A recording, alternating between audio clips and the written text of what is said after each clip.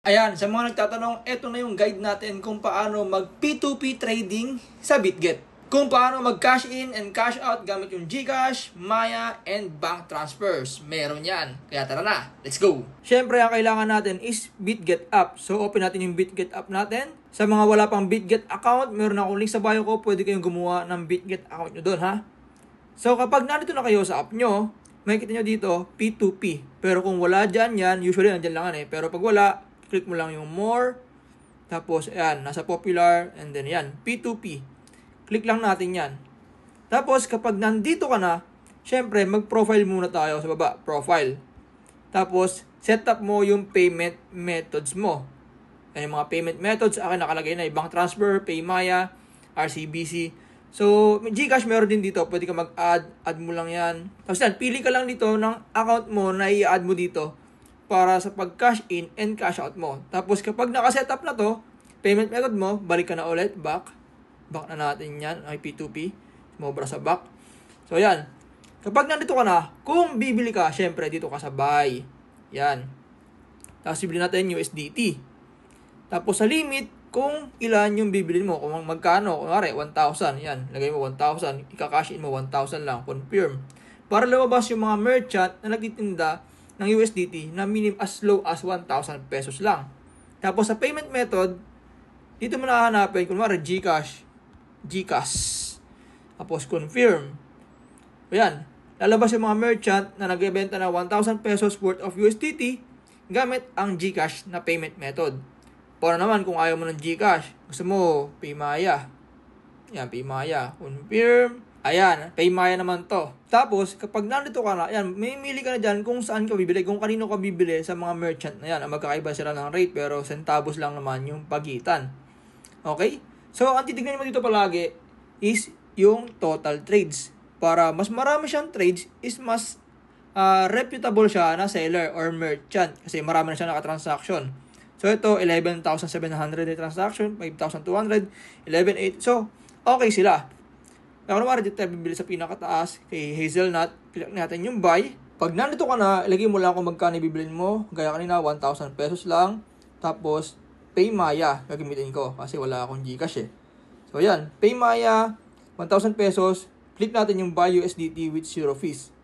So, ayan na. Makakabili na tayo. Click natin yung next. Okay. So, dito tayo magpapadala ng pera kasi tayo bibili eh. So, payment method, Paymaya natin. Kapag ganito na siya, pwede mong open to. Ito yung chat nyo nung seller. Ayan. So, good day. Okay, pay tayo. Pay, click natin yung pay. I-copy natin yung sa payment method. Ito. Payment method, copied. Tapos, punta tayo sa Paymaya ko. And then, click natin yung send. Tapos, recipient. Paste lang natin dito, kinopen natin. Ay, hindi. Maya to. Mali. Yung phone number. Ito pala. Click natin yung phone number, copy natin, tapos paste natin dito. And then yung amount, 1,000 pesos.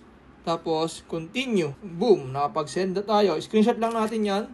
Tapos send natin sa kanya, syempre. Dito sa chat. And then select from album. Yan, send. Pag na-send mo na yung proof of payment mo, back mo to, tapos i-trade mo na. Click mo na tong page kasi bayad ka na eh. Have transferred 1,000 the above account. Confirm. And yun na. Wait mo na lang ma-release. Payment sent po. Siyempre, mag-aalang tayo. So, yan. Ganyan makipag P2P transaction dito sa BitGet. So, hintayin na natin ma-receive yung USDT natin. Yung 1,000 natin, ang makukuha natin is ito. 17.78 USDT. So, ayun. Ang bilis. Na-deposit na yung USDT natin sa funding account natin, sa wallet na natin yan. Siyempre, positive tayo dyan key seller. Submit.